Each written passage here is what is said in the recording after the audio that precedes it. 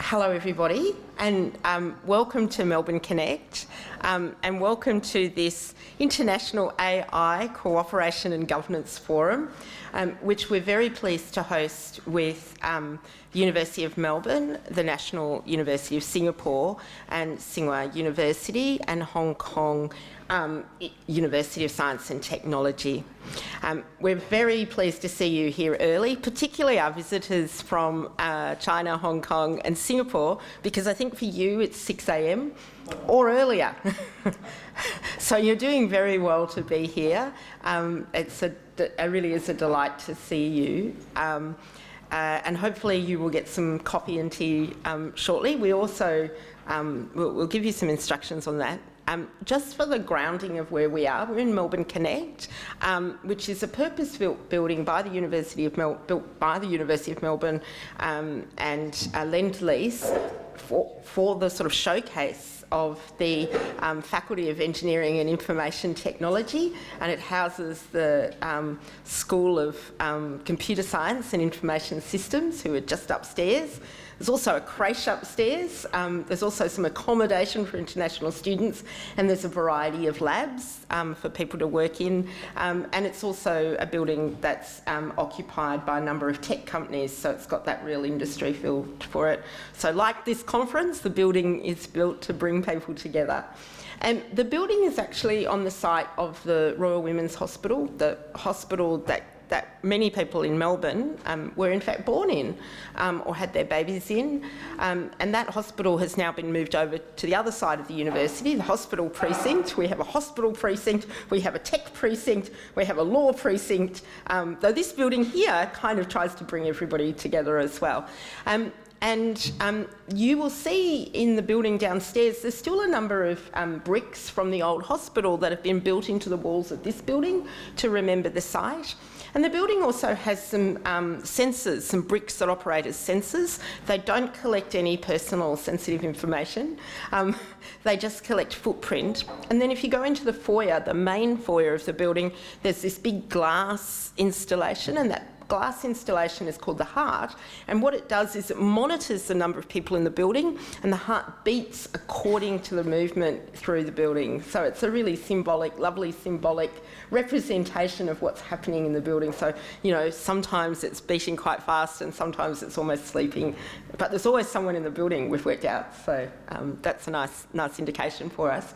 Out here in the garden space, we have the oculus, which is, you'll see the oculus, it's a kind of hole in the ground.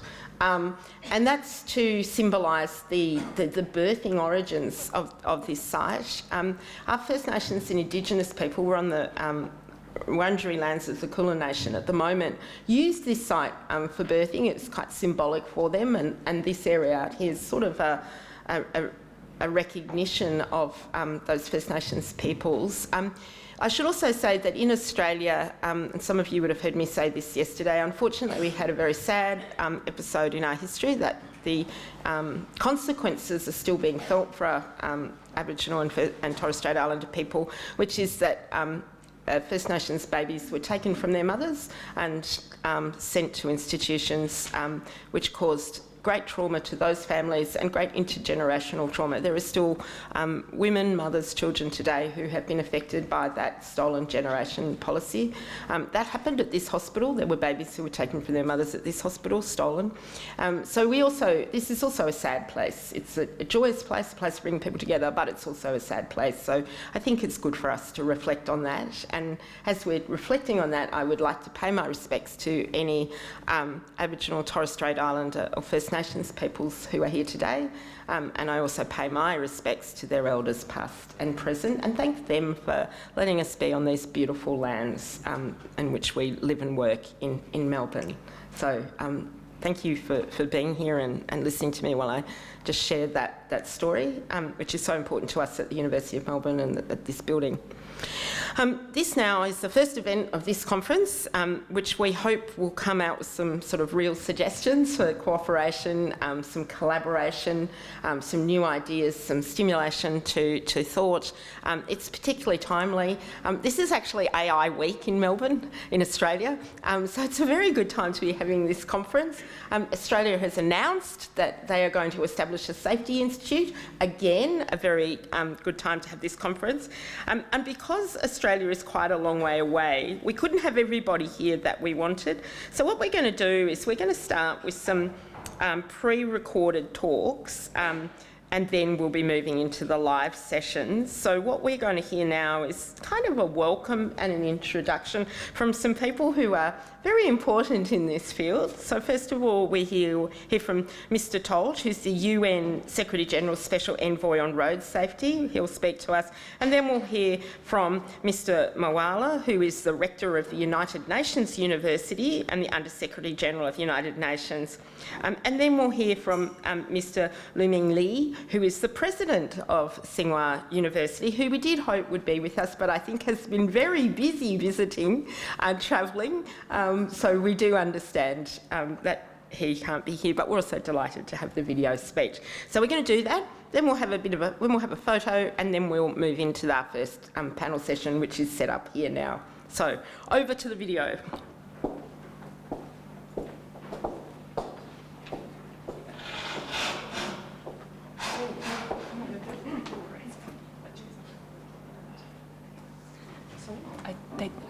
I'm just going to take the video. So, welcome to everyone. And the first video is from Mr. Todt. And yeah, so. Yeah. Distinguished guests and friends, good morning. While I'm unable to be with you in person at the University of Melbourne today, I'm pleased to address you virtually at the opening of the 6th International AI Cooperation and Governance Forum. First, let me extend my congratulations to all the organizing partners for bringing together this gathering of minds from around the world. The conversation you will have over the next 2 days carry a great importance. During this discussion, you must remember that the issues at hand are not theoretical, because the life at stake are very real. They are children and families. Road crashes are the #1 global killer of young people. The University of Melbourne has nearly 55,000 students. That's how many people die on the world road every 2 weeks. These 1.2 million road deaths each year are entirely preventable, and the UN is committed to cutting this loss of life in half by 2030. But much more needs to be done. We are behind, but it is not impossible. To meet this goal, we must innovate. No individual policy will cure the silent pandemic on our roads. Artificial intelligence can transform road safety, not only through self-driving cars, but through affordable technologies already within reach. Low-cost cameras can detect dangerous driving and strengthen enforcement. Predictive analytics can help governments prioritize dangerous intersections for safety investment. And cities can use AI to time traffic lights, reduce congestions, and coordinate the safe movement of human beings on our streets. I'm glad to see that the theme of your forum is who builds, who benefits. We must ensure that these life-saving technologies do not only benefit some of us. The solutions that you discuss must be scalable everywhere and accessible to everyone. The task ahead of us is great, and the challenges are many. We need public-private partnerships that prioritize social good alongside commercial success. We need global regulatory frameworks that encourage innovation while ensuring that safety is not negotiable. This forum reminds us that advancing these goals requires collaboration. Together, we can ensure that our revolution in mobility is safe, sustainable, and accessible for all. So, with a renewed sense of urgency and unity, let's finally address properly this silent pandemic. I thank you. Okay, so let's move on to the next one from Professor Marwala. Distinguished guests, esteemed colleagues, good morning. It is a great pleasure to address you at the International AI Cooperation and Governance Forum 2025, co-organized by Tsinghua University, the University of Melbourne, the National University and the National University of Singapore, and the Hong Kong University of Science and Technology. Let me begin by expressing my deep appreciation to Tsinghua University and the Institute for AI International Governance at Tsinghua University for your leadership in convening this very important gathering. Tsinghua University is a key partner of the United Nations University in advancing international collaboration on ethics and governance of artificial intelligence.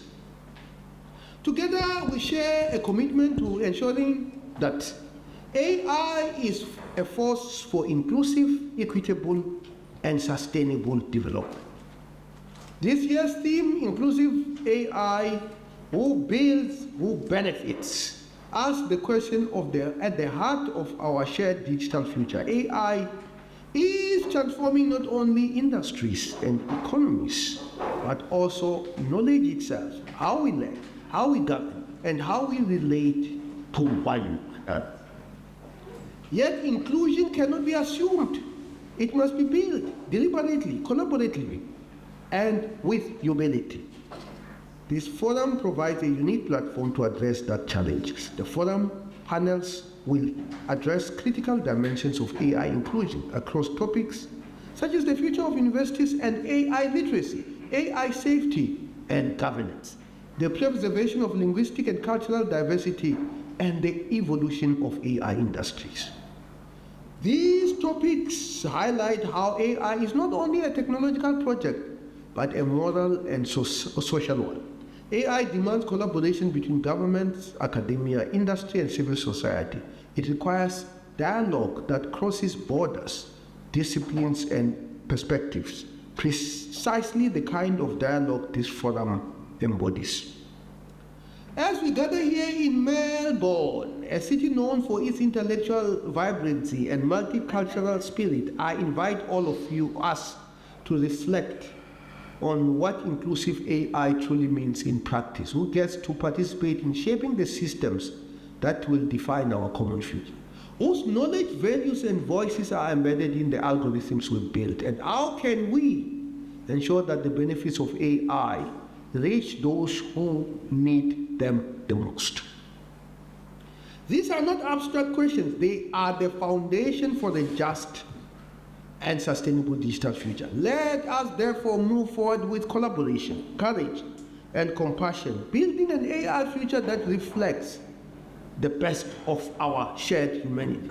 Thank you, and I wish this forum a great deal of success. Thank you. Okay, thank you, Professor Marwala. And the next one will be the Vice President from Tsinghua. Professor Jeannie Patterson, Professor Simon Chesterman, distinguished guests, friends, ladies and gentlemen, good morning. Welcome to the 2025 International Forum on AI Cooperation and Governance, co-hosted by Tsinghua University, the University of Melbourne, the National University of Singapore, and the Hong Kong University of Science and Technology. First of all, on behalf of Tsinghua University, I would like to extend our warmest congratulations on the convening of this forum. I would also like to express our sincere thanks to the University of Melbourne, the National University of Singapore, the Hong Kong University of Science and Technology, the United Nations University, the United Nations Development Program, and all our partners for their hard work and contributions to this event. At present, the rapid development of the new generation AI technologies, represented by LLMs and embodied intelligence, is creating tremendous opportunities while also bringing various risks and complex challenges. which have become important issues faced by countries around the world. China attaches great importance to the development and governance of AI. President Xi Jinping has pointed out that AI can be an international public good that benefits humanity. In October 2023, China put forward the Global Initiative on AI Governance. In July this year, at the 2025 World AI Conference and the high-level meeting on global AI governance, China released the Action Plan for Global AI Governance. In August, China issued the Opinions on Deeply Implementing the AI Plus Initiative. These actions have made positive contributions to the implementation of the United Nations Compact for Future and its annex, the Global Digital Compact, and to creating an inclusive, open, sustainable, fair, safe, and reliable digital and intelligent future. As a leading institution in higher education and scientific research in China, Tsinghua University regards AI as a crucial strategic direction.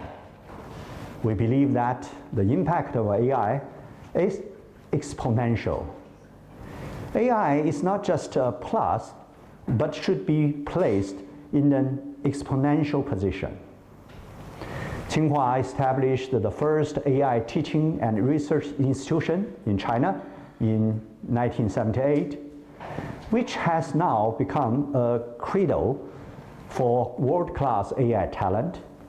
This year, Tsinghua has added 150 undergraduate enrollment spots, established a new college to cultivate AI plus talent, launched AI minor degree and course certificate programs, and built a multi-dimensional AI talent training framework.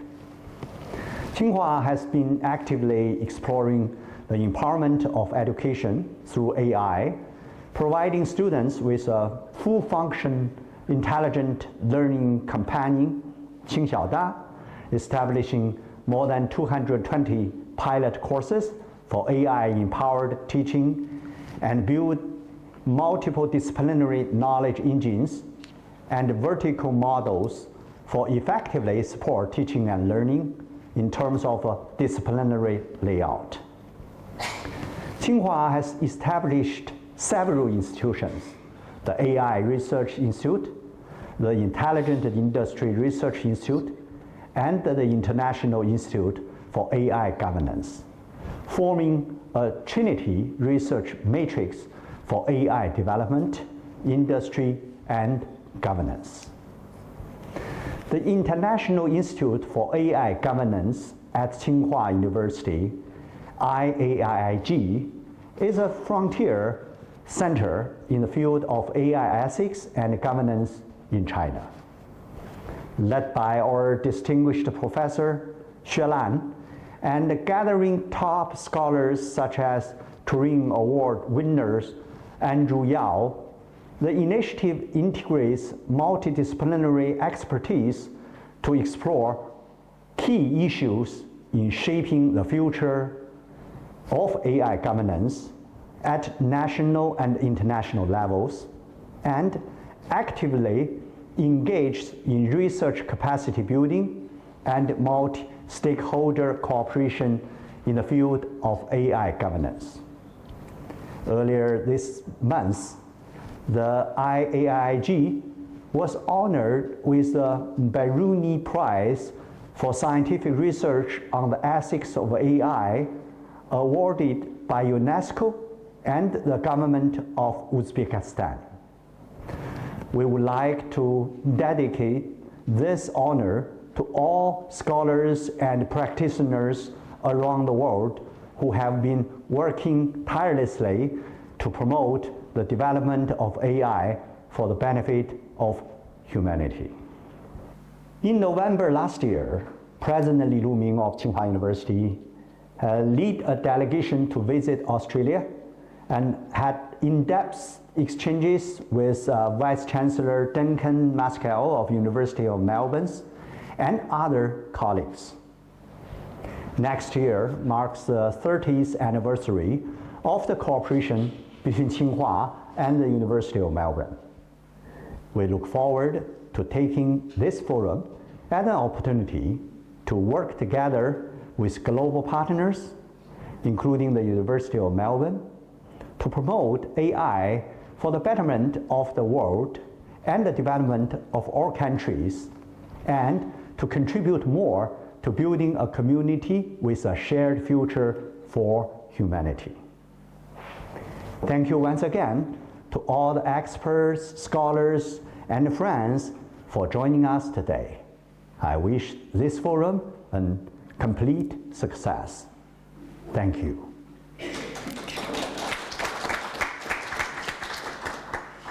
Okay, so right now, yeah, Ginny, please. Do we have Greta here? Not yet. Abby, do you know what time she's coming? Well, if not, I can take the photo. Oh, okay. That's okay. All right, fantastic. Good thing you're multi-disciplinary. All right, so we're actually going to take a photo, and we would like to have a photo of everybody, and we would like to have a photo of the speakers. So we're going to do speakers first, and then we're going to do everybody. If I could have the speakers down here, if you're speaking at this conference, come on down here and we'll take a photo. And then we're going to ask people who would like to be in the group photo to move to the stairs. So if you'd like to be in the group photo, move to the stairs. If you are a speaker, come down here. So this is the bit of the conference where we move and have a little bit of a jiggle so that we can concentrate for the very serious work that's coming up next. So speakers, audience, please.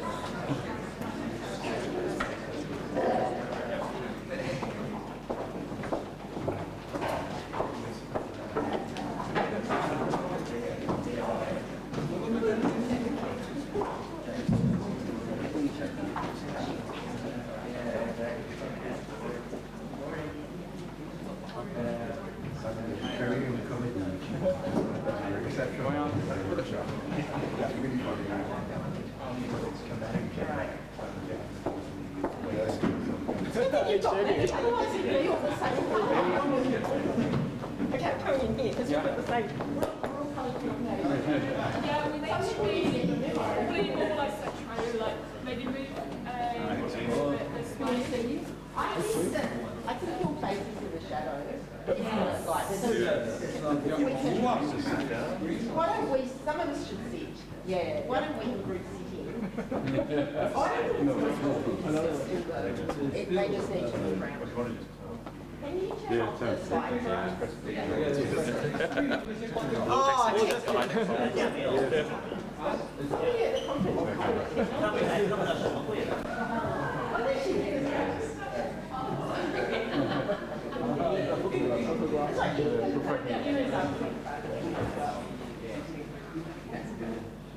Thank you.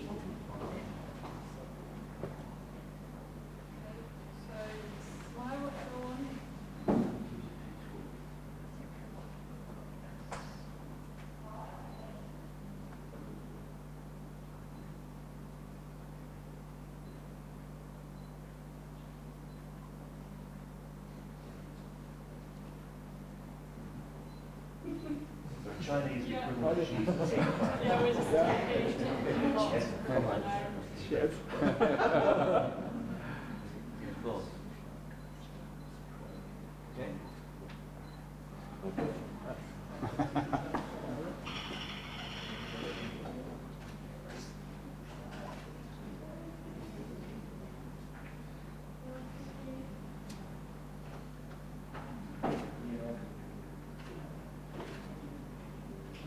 Thank you. No. Everybody who's standing, you can probably step on the stairs and we'll have the whole group.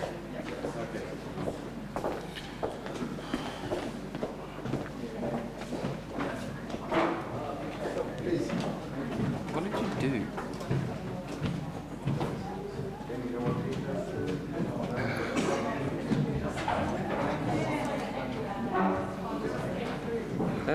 What did he do?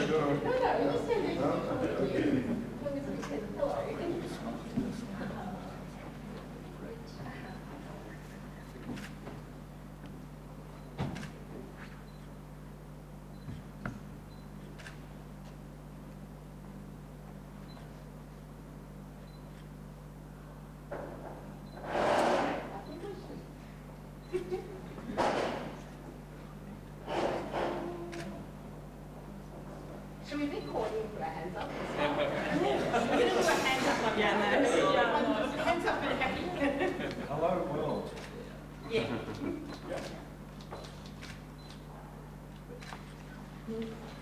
Great.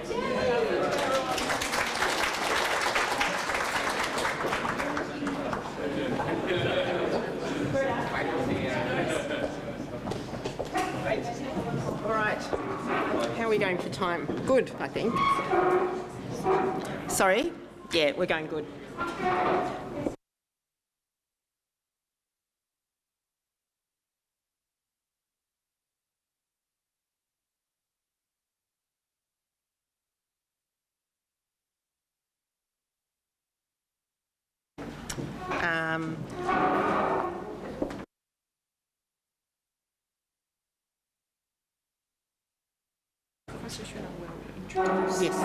Yes. Yes. So but we won't put the panel on over here until we've had the video, I think. Yeah. I would now like to introduce the chair of our next session, which is the plenary session keynote or discussions. Professor Zhu Lan, who is the Dean of the Institute for AI at the AI International Governance of Tsinghua University, which we just heard of. It's my great honour to invite you up to chair this next session.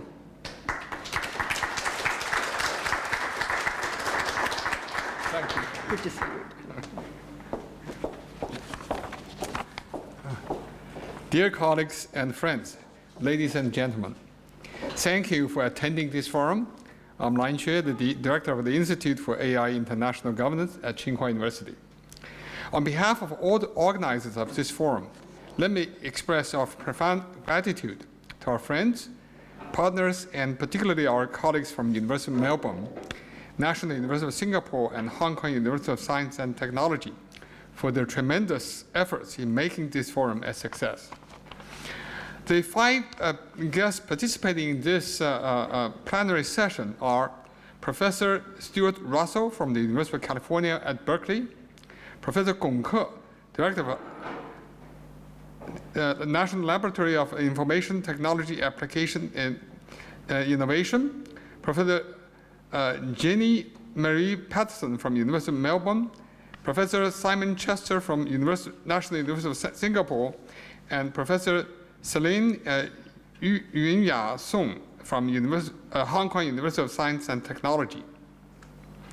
All participants should have already received the latest research report by the Institute of AI International Governance at Tsinghua University, the strides towards the measurable AI governance identified 2 major challenges for AI governance.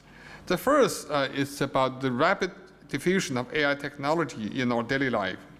AI technologies such as agent, spatial intelligence, and embodied intelligence are developing very rapidly. However, along this trend, the boundaries between human and AI behaviors are becoming increasingly blurred, making governance more challenging. Second, despite significant progress in AI governance and international cooperation, the reality is that there are still quite challenging issues lying ahead. Although countries and international organizations are actively promoting governance, they have yet to establish an effective governance regime that ensures the safe application of AI. So the development of AI governance structure remains misaligned from time to time. So we have reason to be concerned that as the anticipated benefits of AI continues to expand, some countries may relax necessary regulation due to external competitive forces. So against this background, the forum will focus on the following topics. First of all, I think in light of the recent development and discussion, particularly I think in most probably recent media discussions, what are the possible directions of AI development in the next year or two or next few years? Second is, how can international governance cooperation be strengthened to ensure AI safety? What is the biggest obstacles currently hindering international cooperation on AI governance? Is it the uncertainties of technology development or the deep geopolitical complexity? So how should we academics promote international cooperation? So let's first welcome the first speaker, Professor Stuart Russell, who is an internationally renowned expert on AI safety. So he will share his latest thoughts on AI governance.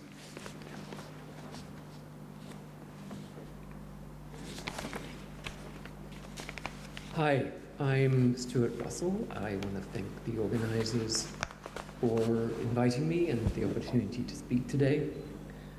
I'm sorry I can't be there in person, so I'm going to make a few remarks and hope you enjoy them. So I want to talk about the present and the future. What has happened, what is the state of the art, how should we be concerned, and what should we do about that? So first of all, standing back and looking at our history, I think AI has changed. For most of the last 80 years or so, AI was largely an engineering discipline. We built on or we developed mathematical theories of reasoning, planning, decision-making, learning, and we turned those theories into systems whose properties we could predict and prove. And that's now changed.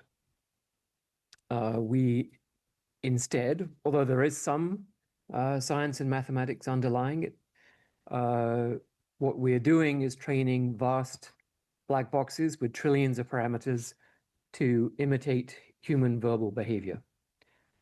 We have very little idea of how these systems work, but we do know that they have learned to imitate humans very well. But we should remember that human verbal behavior is intended to achieve goals, such as persuading, impressing, surviving, seducing, selling, and so on. Inevitably, the AI systems are acquiring and pursuing these goals on their own account.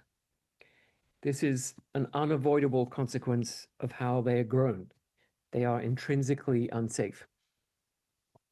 And we are spending more than the world has ever spent on any technological project, 50 times as much as the annual budget of a Manhattan project, 500 times more than that of a Large Collider, all with the goal of creating AGI, systems more intelligent than human beings in every dimension. So the next question is, will we succeed? In my view, it's probable, perhaps a 75% chance, but many others think less, that progress stalls and an AI ice age ensues, with 10 or 15 trillion dollars of capital disappearing. But we cannot rule out success, further breakthroughs leading to AGI. And then what? At present, the developers freely admit they have no plan for how to ensure the safety of the AGI systems they aim to create. And governments have no plan to require them to do so, which means that there is a significant chance of perhaps a Chernobyl-sized catastrophe, could be a coordinated sabotage of financial systems or communication systems or electrical grids, or an engineered pandemic that directly or indirectly would cost millions of lives and cause the economic collapse of many countries. Perhaps then governments would act. The other possibility is a much larger catastrophe in which humanity loses control irreversibly. And at that point, we have no say over whether we continue to exist. The third option, that things magically go well, is not realistic. We cannot retain power forever over intrinsically unsafe systems far more powerful than ourselves. And I want to emphasize that these are not fringe views. They are shared by most leading AI researchers and by the CEOs of the companies developing AGI. One of those CEOs told me recently that the Chernobyl scale event is the best case he can hope for. A senior researcher at OpenAI told me he thinks the chance of extinction is now 60%. So, what needs to happen? Well, there are regulatory measures that will help. We can require elementary safety measures, as we do for all kinds of products: registration, licensing, post-deployment monitoring, and the ability to switch off a runaway system. And as we do with medicines and nuclear power stations, we can require developers to demonstrate safety as a condition of market access. Behavioral red lines, as they're called, define unacceptable AI behaviors, and a minimum version of safety means never crossing those red lines. Essentially, we need effective regulation, meaning regulation such that compliance necessarily reduces the risk to an acceptable level. And we need to return to science and engineering to build AI systems with provable properties whose internal principles of operation we understand. So I'll briefly mention one line of work that I've been pursuing for several years now. And that is to change the way we think about the overall incentive framework within which AI systems are created. So traditionally, the incentive framework meant specifying a fixed objective upfront, a goal or a utility function or a reward function, and then building a system that optimizes that function. That tends not to work because we don't know how to specify that function correctly. Modern systems based on large language models, as I mentioned, replace that with imitation of human beings as the method of creating systems, which also, as I mentioned, has its own problems. It is intrinsically unsafe. So the approach that I'm pursuing is to design machines that must act in the best interest of humans, but are explicitly uncertain about what those human interests are. And we can turn this into a well-defined mathematical problem framework, systems game. We can design algorithms that provably solve these assistance games. We can examine the properties of systems game solvers, find that they actually have many of the qualitative properties that we really hope for. For example, under certain assumptions, these assistance game solvers are provably beneficial to humans, even if the humans themselves don't know they want. And unlike other AI systems, I should say, they are provably willing to be switched off. So we retain control over them because of their uncertainty about the interests of humans that they need to further. So, are the developers able to ensure safety? Are they implementing these kinds of ideas and developing rigorous theorems about the behavior of the systems that they're creating? I would say largely no. There is some good work, but we are far from being able to provide a level of risk that is acceptable to the human race. And because the current designs are intrinsically unsafe, even if the developers understood how those systems actually work, the most that they would be able to prove is that they are not safe, as many recent empirical experiments have shown. And so their response to our desire for demonstration of an acceptable level of risk is to tell us that we, the human race, cannot protect ourselves with effective regulation because they, the developers of these systems, do not know how to comply with such regulation. In my view, this is a fallacy. So those of you who are old enough will remember the early days of aviation, when the airlines bred giant birds to carry passengers. But eventually, the regulators of aviation sent the developers back to the drawing board because the birds kept eating the passengers. There was really no way to make that technological approach safe because essentially the developers didn't understand how the birds work, did not understand how to control their behavior and provide any reasonable guarantee of safety.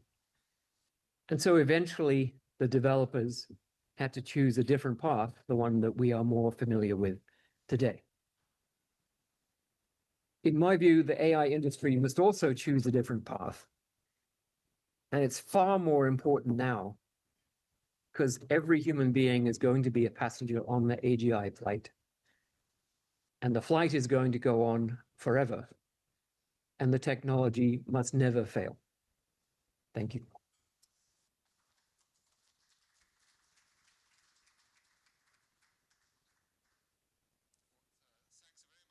Professor Russell for those fascinating remarks.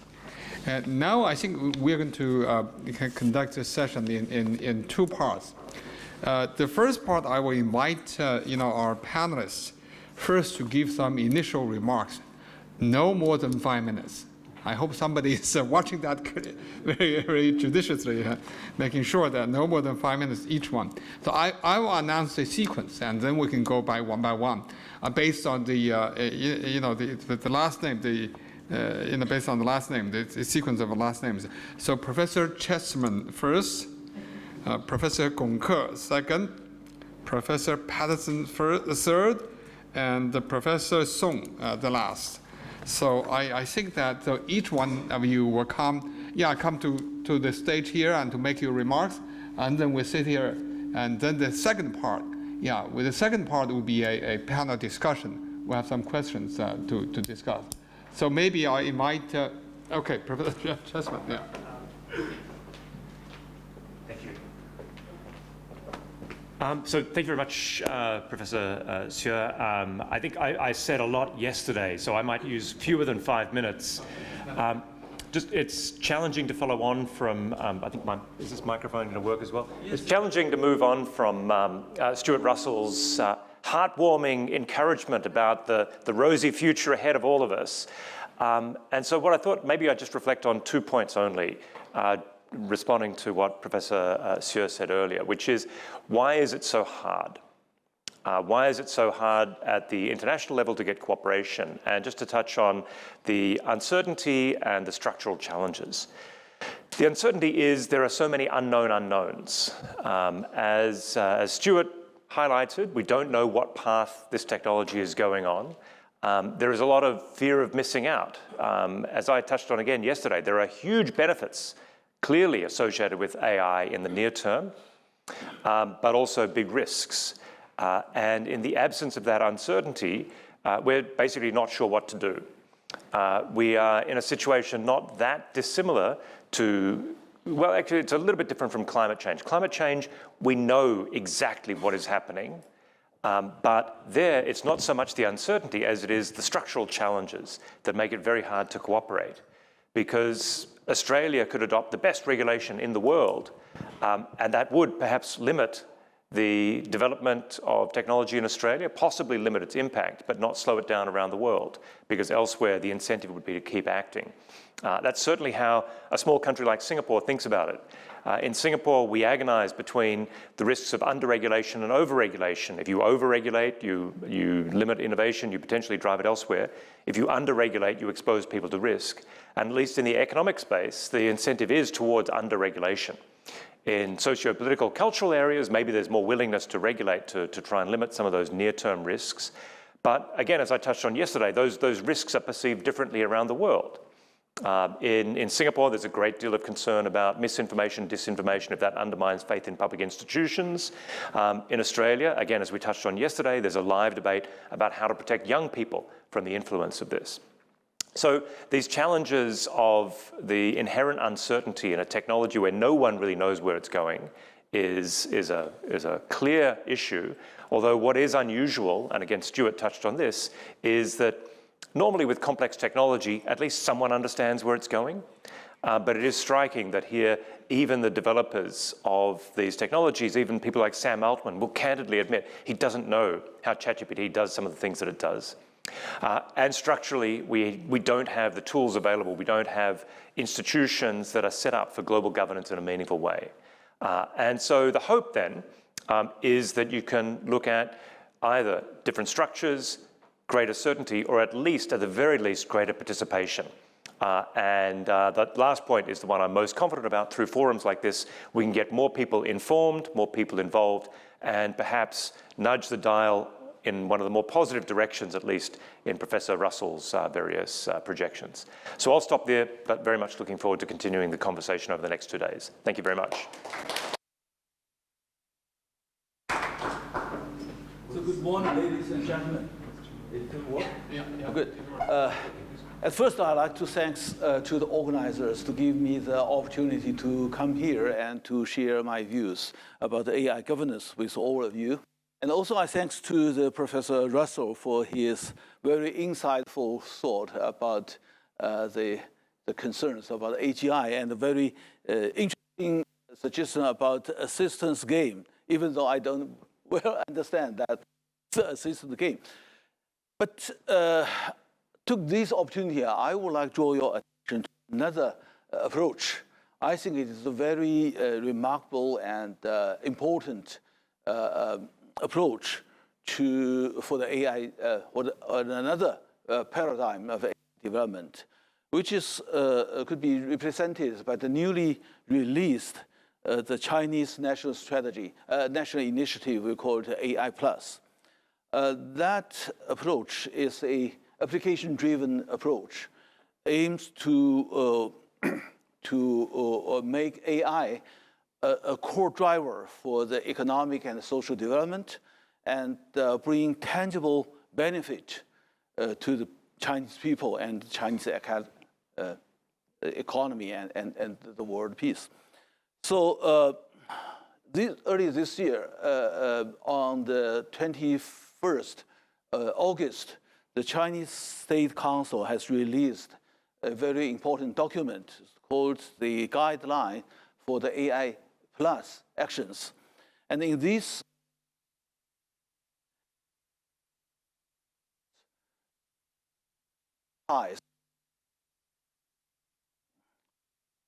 application fields. The first is AI for scientific research and development. The second is AI for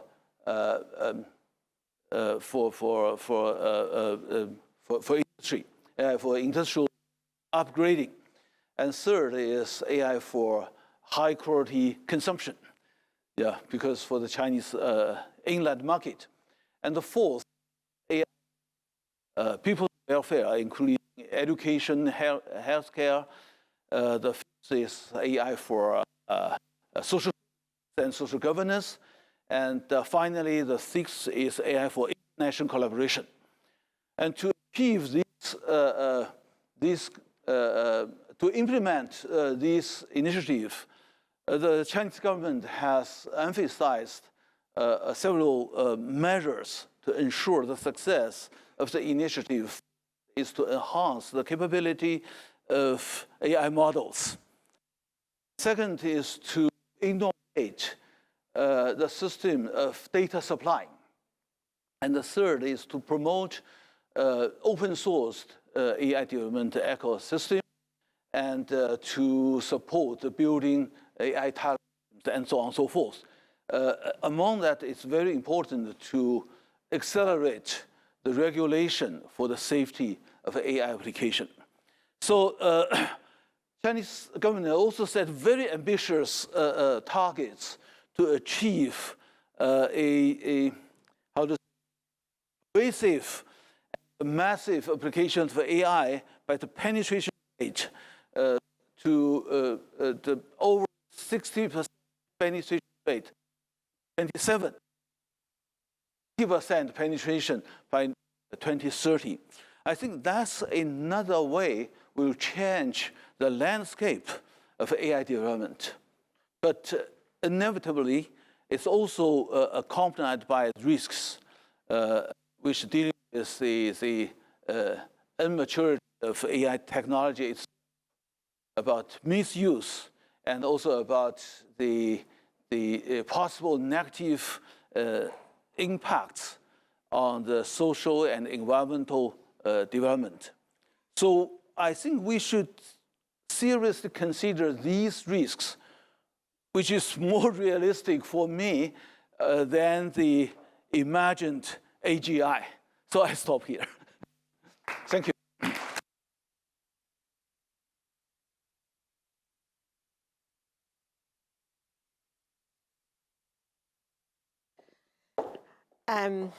So I'm just looking at my strict timeline.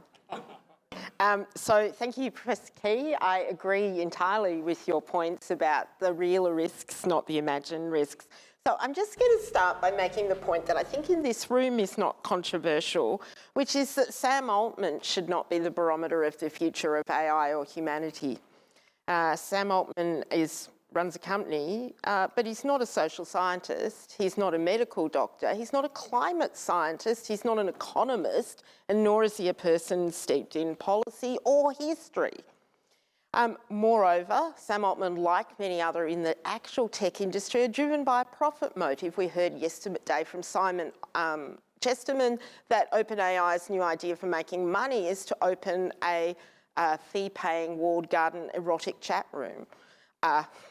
I'm not sure that that is the test for the future of humanity myself. I'd also make the point that it's in the interests of large tech companies to catastrophize, because if they run the line that the technology is complicated and hard and we don't know how to regulate it, then they set the scene for decades of arguments about how to regulate it.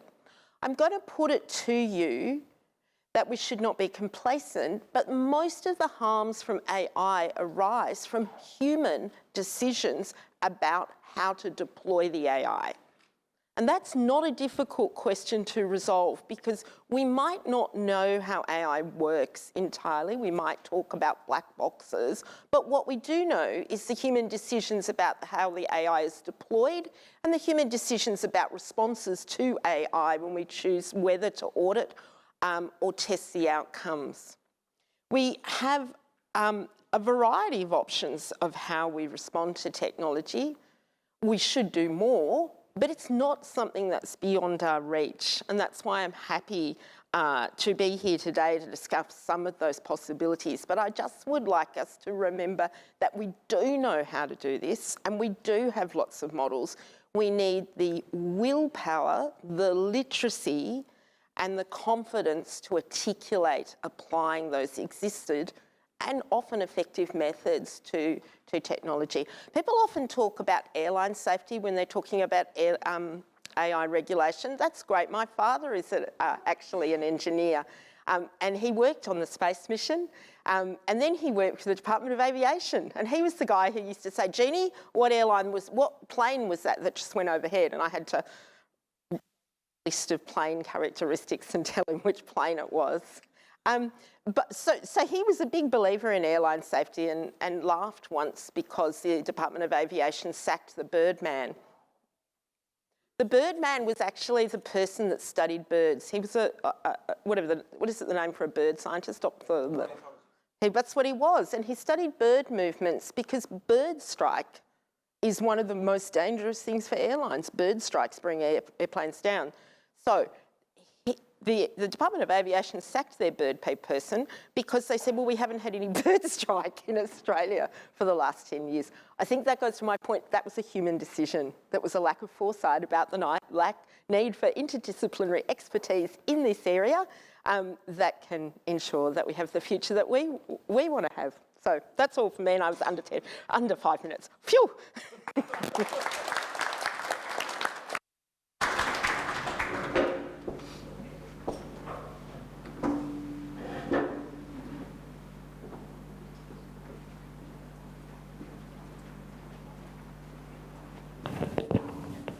So first of all, thank you so much to the organizers for organizing this very timely conversation, and it is a great pleasure for me to join this conversation.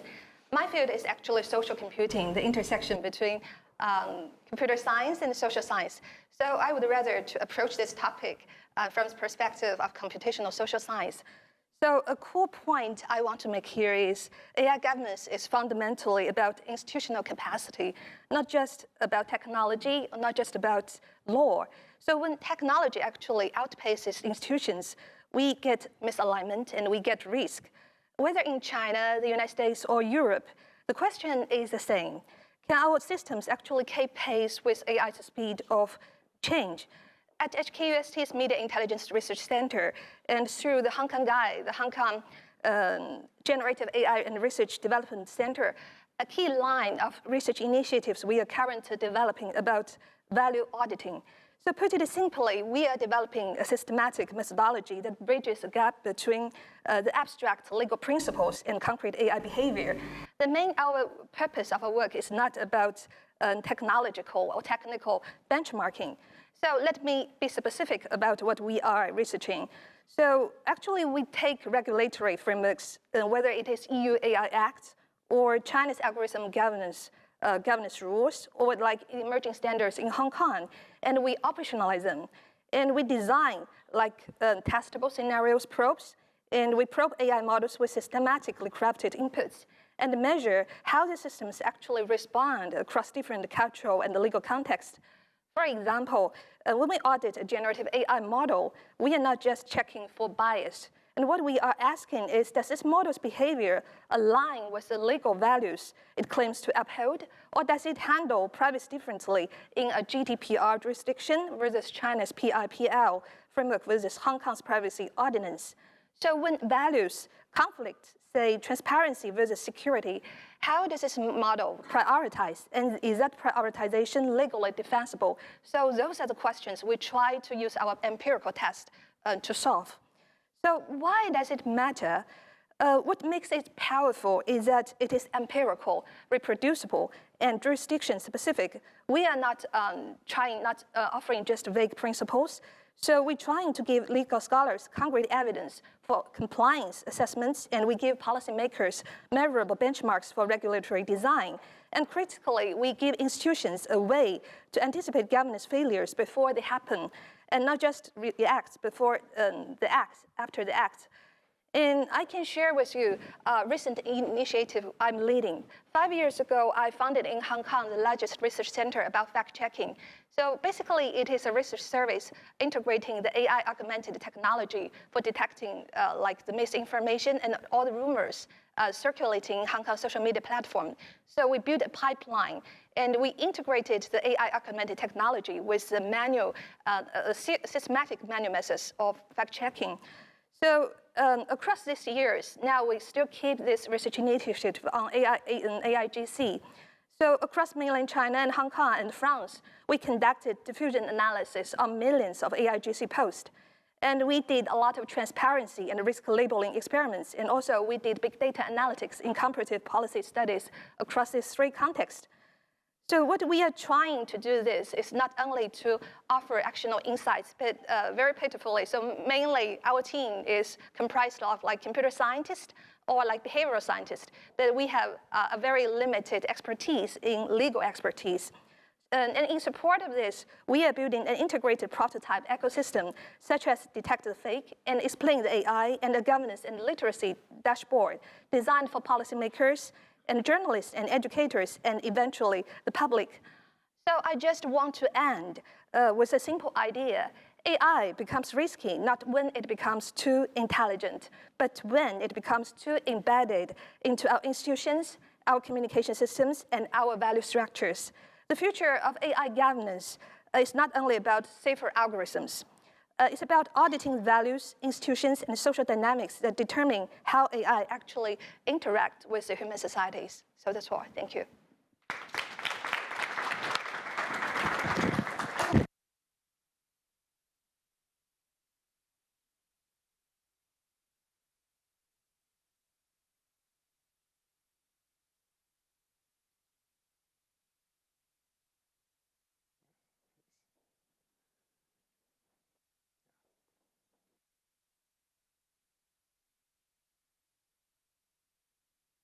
Well, I think wonderful. You've already made really really fascinating remarks, and the introduction by Stuart Russell.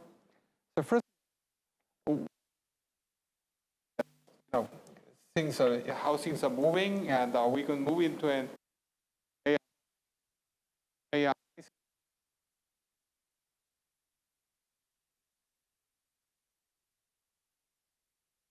AI Chernobyl is not, actually that seems to be a good possible outcome, right? So, your outlook and what's going to happen, and also, what do you see as the greatest risk in the next few years? But that's a very massive assessment. And I'd say the greatest risk and the most probable risk is inaction. And that's what? Inaction on the part of regulators, who are more concerned about over-regulating than under-regulating. And that's the concern that I think Stuart Russell is pointing to. And the challenge here is partly branding, because the catastrophists, it's a very unusual situation in which the number of AI researchers who themselves will say that the chance of what they're working on destroying humanity is 5%, 10%, what they call their P-doom, is whatever, and then they'll just go back to work. And so that suggests either they're not serious or something else is going on. And so that's happening on the developer side. The companies clearly have no interest in regulation and have been lobbying on both sides of this, saying, yes, we need to be regulated, but just not this way, not that way, not the other way. And even when Sam Altman occasionally would come out and say he wants regulation, when a company does that, usually it's for three reasons. Sometimes they do think some kind of regulation might be helpful. Secondly, they know something is coming and they want to be on the inside of it. But thirdly, regulation can actually protect established players by raising the cost of entry. I think that's on the developer side. On the government side, I think regulation has a bad reputation. And that's partly lawyers like me have a reputation of being the minister of no. Because for a lawyer, the easiest way to manage risk, I can manage risk down to zero, don't do anything. Turn off the computers, lock them in a safe. You'll manage the risk, but you won't achieve anything. What I think we need to do is make the case that governance is not a stop sign. Governance is a seatbelt. And the introduction of seatbelts, yes, increased safety, and that's a callback to Undersecretary Special Envoy Todt on road safety. Seatbelts make cars safer, but they also make it possible to drive faster. But if you look at the road fatality statistics, they only had a major impact, not when they were introduced, but when they were made compulsory. And that, I think, is where we need to go. You need, as the risks increase, as the potential for greater real-world impacts increases, then I think governments need to step up and introduce the equivalent of seatbelts or standards or some kind of auditing rather than the free-for-all, which is what we've got at the moment. So again, the greatest risk is just sitting back saying, well, we'll see what happens, when even the developers don't know what's going to happen. And I'm interested in that's a really, the car safety one is a really good example, because generally paternalism is seen as problematic in liberal democracies. We don't want to be paternalistic. We don't want the government to tell people what to do. But actually there's some really good examples of telling paternalistic regulation. Seatbelts is an example. You can't choose not to wear a seatbelt because the harms of not wearing a seatbelt are catastrophic for you and for society, who has to cover those costs. So I agree, Simon, that regulation shouldn't be a dirty word because often it's improving the overall safety. I guess that I would add, and this is actually about your work, which is my big concern about AI is a combination of the complacency that you're talking about, Simon, and the lack of literacy. So the work that I'm doing at the moment is primarily, a lot of it's in education and mental health around, and what we know about mental health is that many young people are turning to AI for mental health support. Why is that? Because there are no mental health therapists available in almost every country, available to people. Young people today are living under tremendous stress. They've gone through COVID, they've gone through an economy that's uncertain, they're being told they're going to lose their jobs because of AI, and there's climate change. There is a clinical category now called climate anxiety, and yet there is very little human support for young people, so they're turning to AI. Now, that's a combination of a government decision about whether we provide the kind of meaningful support that young people need, and a complacency about the technology that comes partly from a profound misunderstanding of what the technology is. If you talk to a computer, well, actually, I won't say that, but if people understand what the model is for, say, ChatGPT, the commercial imperatives behind it, which are to keep people talking rather than act as a genuine altruistic friend, then we shouldn't be, we would actually go, one, this isn't a good thing for a young person to be seeking mental health support on, and two, we should be investing elsewhere. So I'd add to the claim for regulation, more understanding about human-computer interaction and more literacy about just what this AI thing is, that everybody now has their pocket. In Australia, road accidents are on the rise again. They went down with seatbelts, they went down with a really strong don't drink and drive campaign, they're going up again. Have a guess about why they're going up. Somebody tell me why road accidents are going up. What's the cause of road accidents now? Phones. Interesting. Yeah, so I really have a lot to echo what you're just saying. Just coincidentally, 2 years ago, we started a research initiative using social media posts to study AI anxiety across different society, because our lab has built like a social media pipeline over the past 7 years. So we get access to like all the major social media outlets in France and as well as in the States and in UK and Hong Kong and mainland China. So that's why 2 years ago we started collecting all the social media posts use like related keywords related to AI anxiety, because we want to do how people actually manifest it in terms of their self-expression about this AI anxiety. And according to our preliminary findings, we can find a very stark difference especially between China and the United States.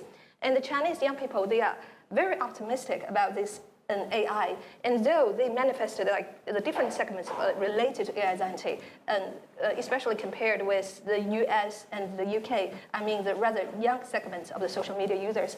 So what is it? But that's really interesting, because what we also know is that the use of AI companions is really high in China. And in the US.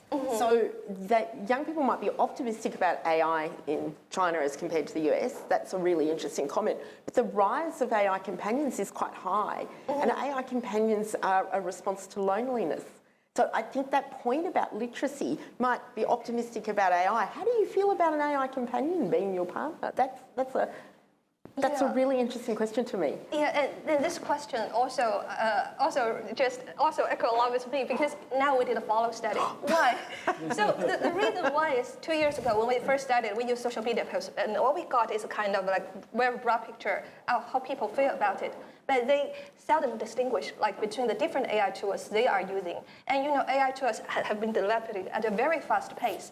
So two of my female PhD students, they are nearly getting published in Computers in Human Behavior, this journal. So what this article about is they did like a diary study, and they just interviewed like over 60 like different users in the US and in Hong Kong, as well as in Taiwan and in mainland China.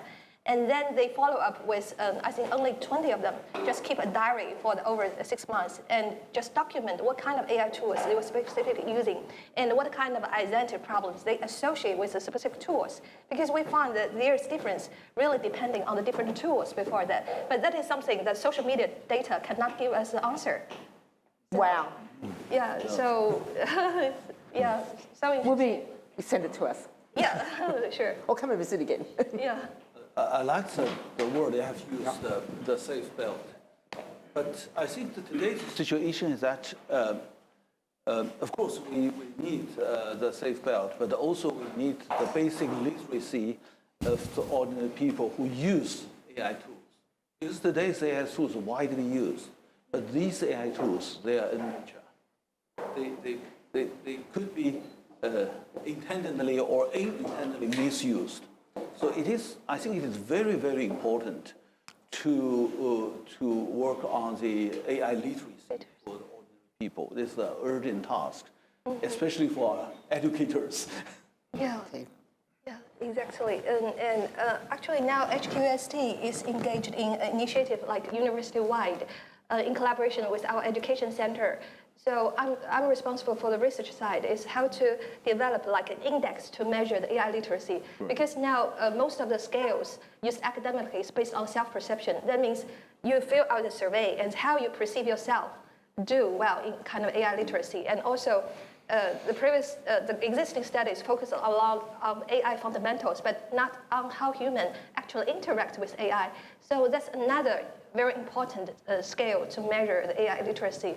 So what we are doing this year, we finished like the 70% of the scale, and we will promote and we will just later to the whole Hong Kong society AI literacy scale developed by our HQST.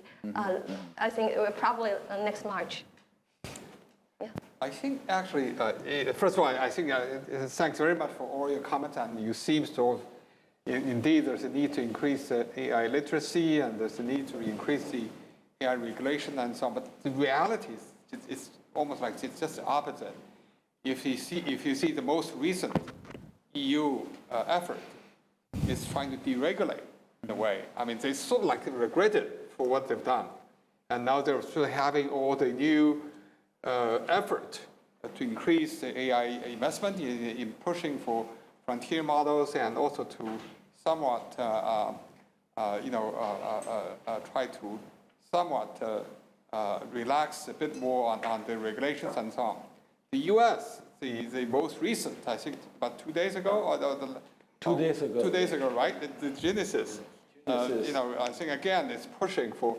So, this is opposite to what Stuart Ross is calling for, and just opposite to what you just said. Are we seeing something like a reach the bottom issue, right? I mean, so the country say, hey, look, if we regulate, we're going to be left behind. I think that's so I think. So how do you address this problem, this challenge? I would just make a comment. I understand this concern about the race to the bottom, because EU, as everybody will know out here, passed an EU AI Act, which was really ambitious, and it was kind of a product safety regulation, not an airline safety regulation, interestingly. Yeah. And now the EU has got an omnibus bill which is going to relax some of those protections, or at least defer them. So it does seem like a backward step. But what I'd also comment is the pattern we're seeing, and Simon has been doing some work on this, and other people as well, is there's been a rise in online safety acts. Like, yes, the EU AI Act might be being deferred, but more and more countries are passing online safety acts and misinformation. I'll let Simon talk about misinformation point. I'll just make a comment on the online safety acts. But online safety acts are AI regulation as well. They're just not called that, because what they're saying is that you can't have material that's available on digital platforms that is causing palpable harms to humans. And increasingly, that material is coming from AI. It's synthetic content that's being manipulated in various ways. And those large, supposedly unregulable tech companies are being made responsible for this harmful material. So I think the story is more complex than just the EU retreating. I think we're seeing online safety and mis and disinformation, which Simon has done a lot of work on. Okay, so let's jump into the weeds of regulation a bit. So there are 5 ways you can approach this. One is do nothing. Virtually no one's, most countries have some kind of laws that will apply, in many cases with data protection. That's the second approach. And so the EU actually started with the Data Protection Directive, and then the GDPR has provisions on automated data processing. Most of us have sort of data protection regulations of some kind, and AI processes a lot of personal data. That's another possibility. Then you've got sectoral, which is what most of us are doing. I'll come back to that in a second. That's going to be the dominant approach. I'll just move this up. Otherwise, I've got a loud voice if need be. You can do the EU approach, the kind of broad-based regulation, but I think the EU is discovering one of the challenges there, which is, sorry, I can either hold this up or not use it. The audio guys want to? I can give you a handheld. Is that any better? Yeah, that's good. Okay. So you can have the broad-based legislation, but I think the EU is discovering the challenges there, which is that AI is an amorphous technology. It's a suite of technologies. The borders are ill-defined. The fifth approach is regulation at the level of hardware, which we've mainly seen in the context of the US-China fight over export controls, whether China would get access to the highest performance computing. The fact that they didn't led arguably to the innovations like DeepSeek, and that led the US to change. So sectoral is where I think it's at. Thanks, Ivan.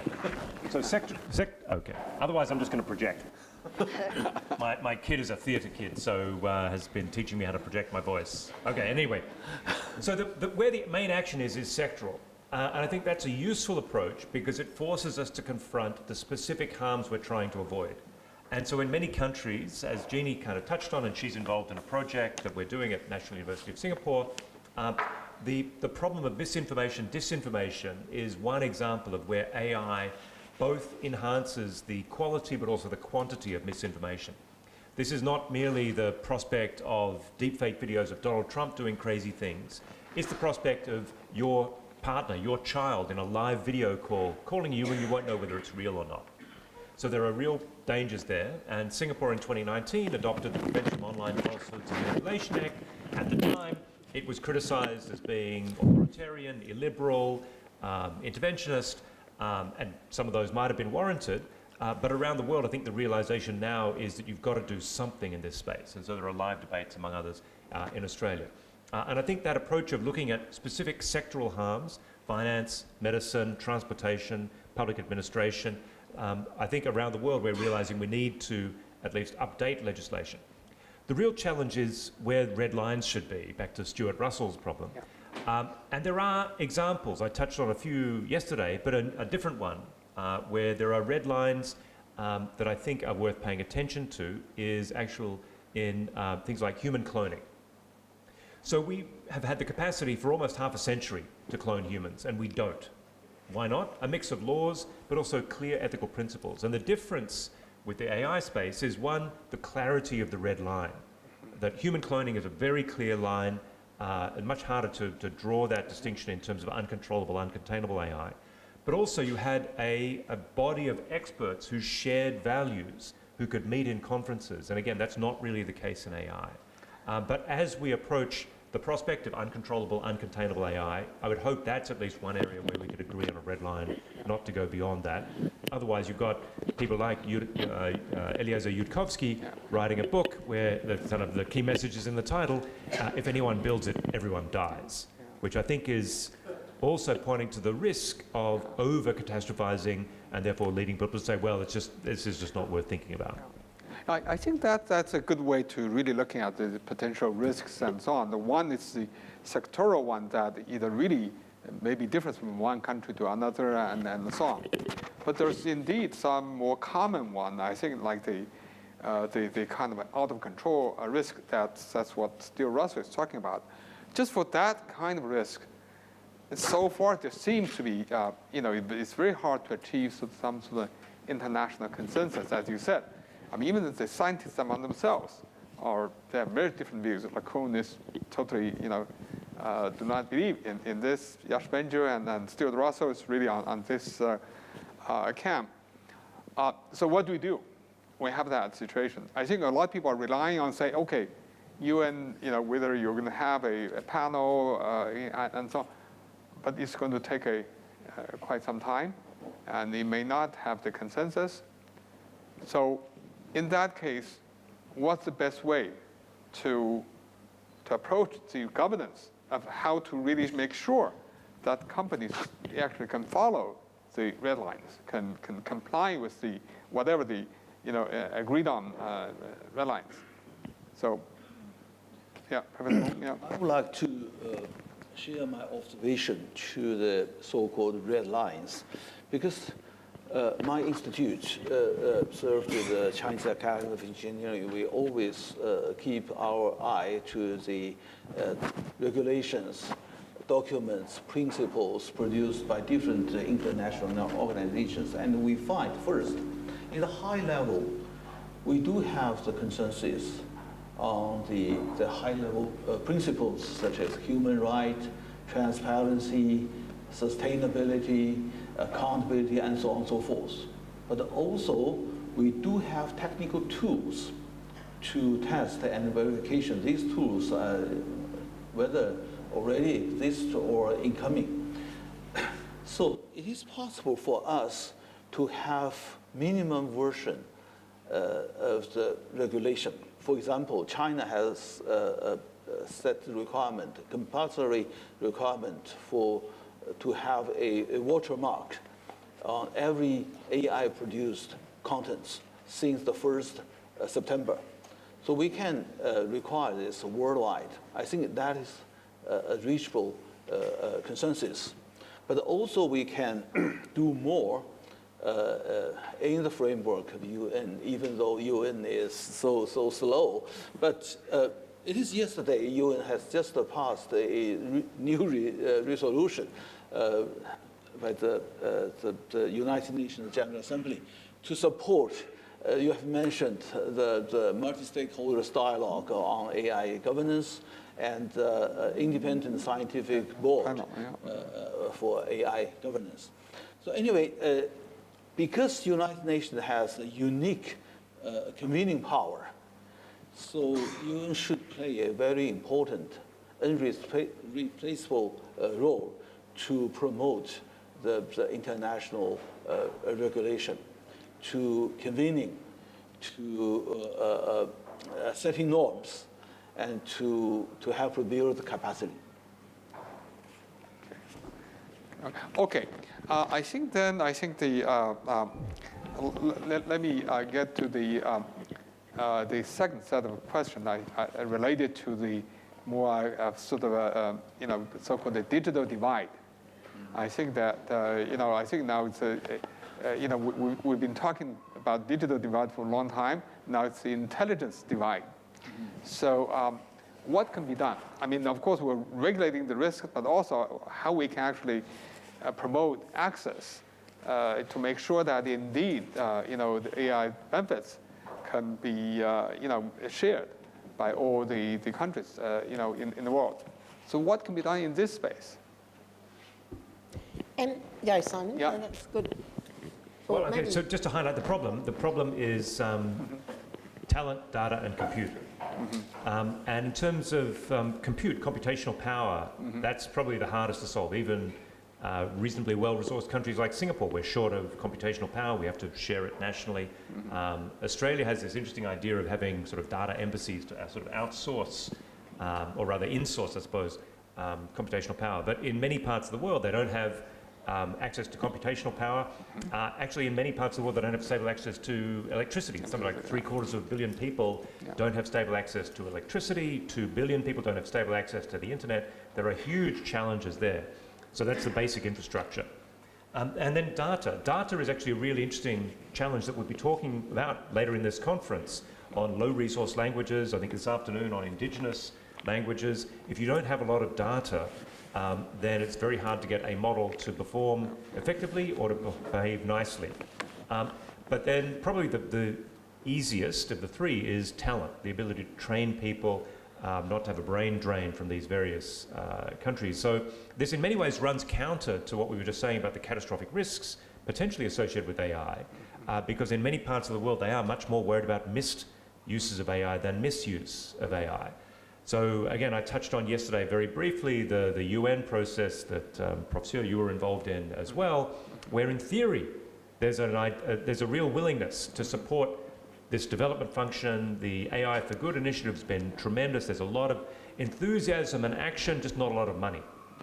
And that in many ways is the challenge. We know about the vast amounts being invested by for-profit corporations hoping to make profits out of this, and unfortunately at the moment there's no willingness to spread that to the rest of the world, just to hope that if we have AGI somehow we'll behave nicely, somehow it will lift us all up. Oh, I was going to say, so I'm going to zip back for a minute to CRISPR technology, which is the gene manipulation technology, and we have an agreement generally in the world, like we do with cloning humans, that we won't use CRISPR technology to improve humans, and we won't clone humans, and there's been some sort of departures for that. But it's almost the point we're talking about now. Part of the reason why those agreements about how those technologies should be used are successful is because technologies themselves are really expensive and only a few countries have access to them. So if only a small number of people have those technologies, it's relatively easy to have agreement on how they can be used than if lots of people have access to the technologies. And I think it is notable that the West is sitting around, the Western tech advanced countries are sitting around worrying about AGI and whether they're going to use a nuclear power station to power the data centre and the compute that they need to develop AGI. And then other parts of the country, the world are, as you say, worrying about connectivity and electricity. And the interesting thing is that with connectivity comes all those dark things that we've just been talking about that come with being connected to the internet and the world. So the dilemma to me is precisely the equity dilemma rather than the fanciful, I think, AGI dilemma. Not to say we shouldn't have AI safety institutes, we should, but the equity issue is huge, absolutely huge. And what do we do about that? Well, I will still come back to the mantra I'm going to have. It's about people, it's the decisions people made. People make decisions, technology doesn't make the decisions for us. And literacy, that point about literacy is really important for developing countries, but it's not going to be enough there. For example, Vietnam has a highly educated population, and what they need is access to the compute and the resources. I think they're actually building it, to be honest. But I think that countries like Australia and Singapore in this region have an obligation. China have an obligation to ensure that these benefits are shared, because in fact the long-term consequences of inequality are catastrophic. Those are the catastrophic. Simon's written a book, a tech dystopia. There's a tech dystopia in unequal access to technology. We used to have call centres and document processing plants in developing countries in this part of the world, and none of those are nice places to work. So it's just churning through documents or answering phones with grumpy customers. Call centres are disappearing. They're being replaced by chatbots. Document processing centres have gone because we're already using AI to process documents. So there's sort of this gap sitting there. What's happening in, say, Thailand and Myanmar? Scam centres. Is that the word we want? I don't think so, but it's a human choice. Mm-hmm. So I served with the World Federation of Engineering Organizations, and now we are carrying out a very big initiative we call the Engineering Capacity Building for Africa program. And this program will focus on closing the divide, the digital divide or intelligence divide. So the first training we face to the engineers in workplaces, the first training in Kenya early this year is titled AI in Engineering Practice. That's the entry-level course. And attract a lot of engineers to take part of this course, but we only could take 50 of them, 50 from 1,000 of them. They paid it by themselves even. And the next one in Uganda is AI in agriculture. So the purpose of this capacity building program is to increase their capability to use the AI tools. For example, in Uganda, we just use the phone to recognize the pest on the crop and so on and so forth, and to recommend the pesticide to be used to mitigate those pests. So that's very simple to use, but we have to help people to know how to use it. And also we have introduced a course for the ethical use, responsible ethical use of it. Don't fully trust of these tools because they are based on probability that may make mistakes. So it's welcomed by African engineers. And we do need your help to work with it together to make tangible action to close the divide. So you had some comments? Yeah, so for me, I'd like to approach this issue not only cross-culturally, but also between like different age groups. So I'd like to share some like observations. The first is we are developing, as I mentioned, a prototype, like explain the AI. So basically anchored in our research findings regarding to AIGC. So this prototype is actually interactive. So we actually divide our user group into like the elder population and the young population, because we found that their literacy skills really differ so much. So when we developed this prototype, we just developed different interactive function and also activities related to them. So this is one of the efforts we hope to close the intelligent divide increasingly observed among the different age groups. And surely we also divided into, because our empirical evidence comes from France and Hong Kong, so we also divide into the user groups into different like 2 groups. So this is one thing. And the other observation is regarding curriculum. This semester has been very tough for me because I'm responsible for devising the common core course scheme for the whole HKUST undergraduates about how to like devise a 6 course for all undergraduates. And there's a huge divide in HKUST between the social science students and engineering students and computer science students, and how to devise this curriculum common core for all. So later, the consensus we reached among different departments is one is AI fundamentals regarding skills, and the other is human-AI interaction anchored in how to devise a workflow anchored in AI. And the third is, I feel very happy, is later I successfully convinced the engineering students to learn AI ethics and governance as the third core course.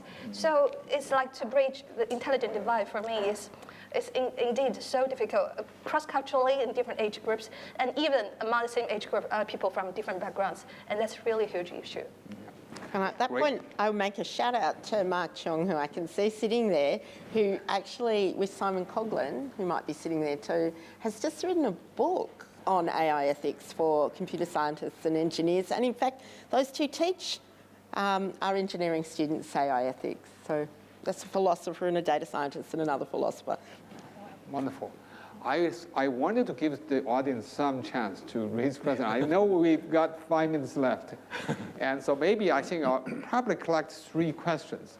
And then you guys can choose which ones you want to respond. So maybe let's collect 3 questions, very short, concise. OK, go ahead.